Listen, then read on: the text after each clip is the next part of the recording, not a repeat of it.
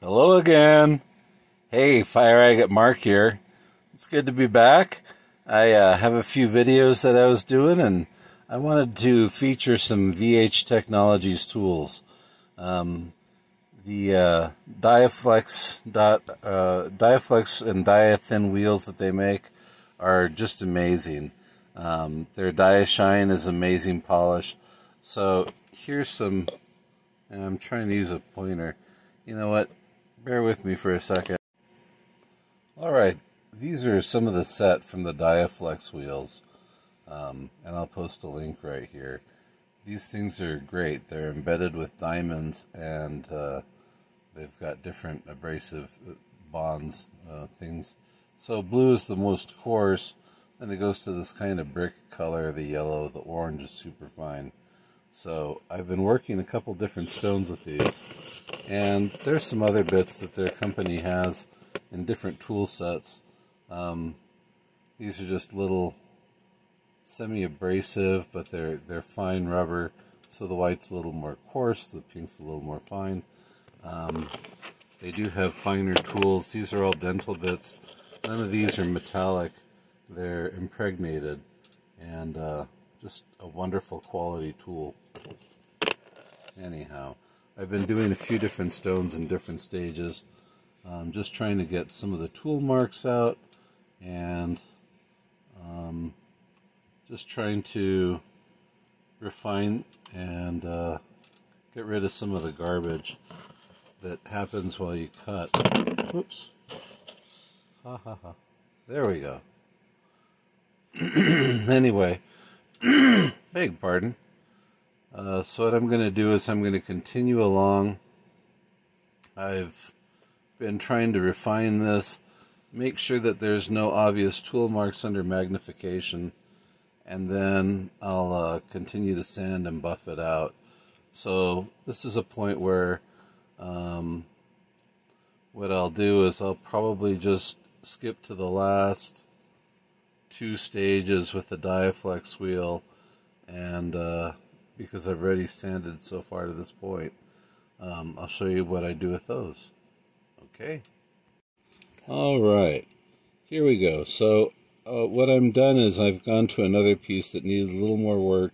It got cut a little too close, but it's salvageable because there's a lot of good layers of color. So I'm coming in with the coarsest bit. There are coarser ones, but I'm going to use the blue right now. And right now I'm going to use about 4,000 to 5,000 RPMs of speed.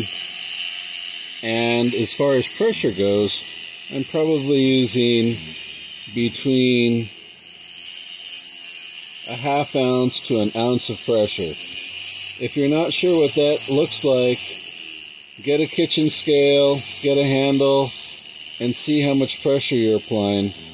It's going to be a game changer.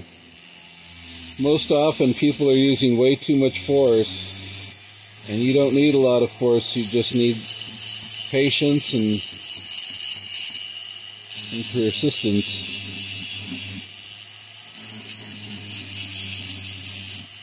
There is a little crack in the stone. It's a healed fracture, so I'm finding it out to assess it and see if I'm going to keep the stone whole, or if I'm going to cut it into separate pieces.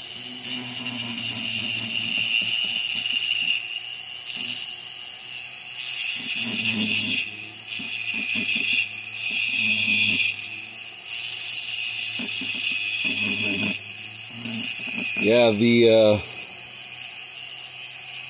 dia shine, they make some amazing polishes, some upper end polishes that I'd like to try a couple different grits, because I've seen the results that other people are getting, and I've used their super soft and had very good results.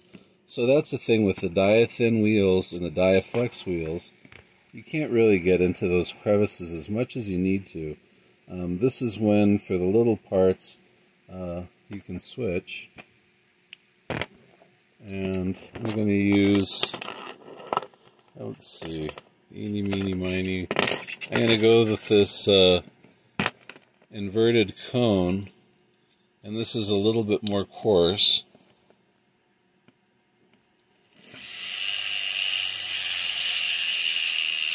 And I'm just going to use the same slow speed, maybe even 3,000 to 4,000 RPM. And I'm just going to kind of work my way through here and make sure that there's no tool marks or any pieces that I've missed. But for the sake of time, what I'm going to do is, this I'll save for later. I'm just going to demonstrate the wheels. Alright, so I'd take it to here and then gradually progress to the next one. Let's see. Maybe the brick.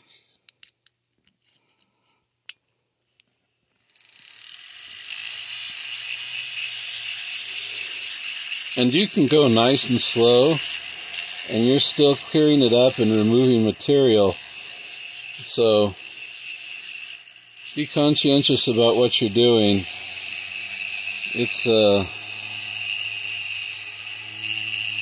lot more about being patient, because you can always remove more material later, but you can't put it back.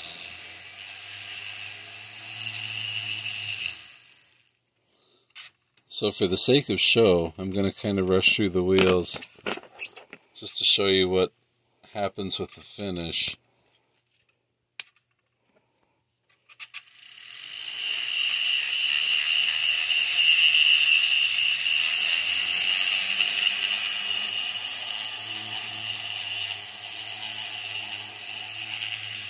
Keep the bit moving, light pressure, make sure you get the whole face of the stone, and I will come back and I'll finish these up properly. I wouldn't move on to the next one until this divot was gone, and this divot would be gone at the previous stage. So, like I said, for the sake of show, let's see. The orange. And the orange is the super fine.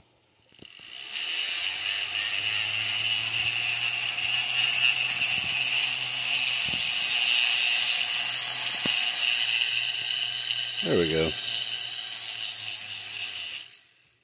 You can see how it's almost got a shine on it now. And that's just from a couple of seconds of work. But with these tools, you want to use very light pressure, and the surface has to be completely dry.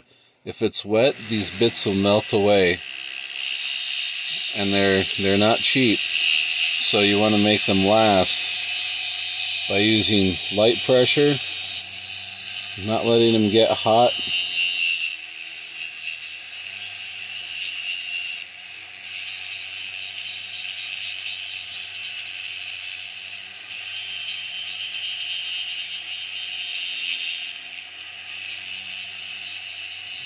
And after this stage is when I'll finish my sides and my bottom, just to make sure that I don't have any accidents while I'm finishing the sides and bottom. And if it's still in good shape, then I can start my polish.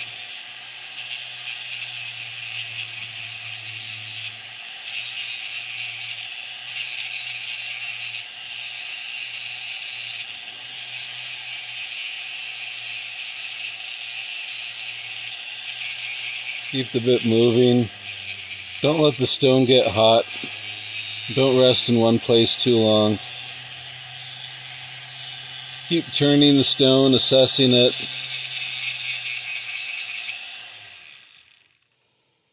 And in just that short period of time, we've already got this beautiful color, this nice polish on there.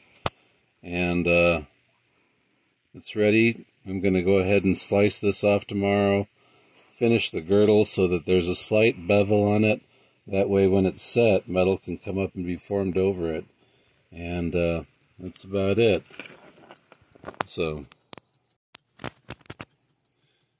thanks again for watching Mark's Minerals videos. Thank you, Cutting Edge Supply Company. Thank you, VH Technologies. Diashine Technologies. Well, actually, I'll just put the link up.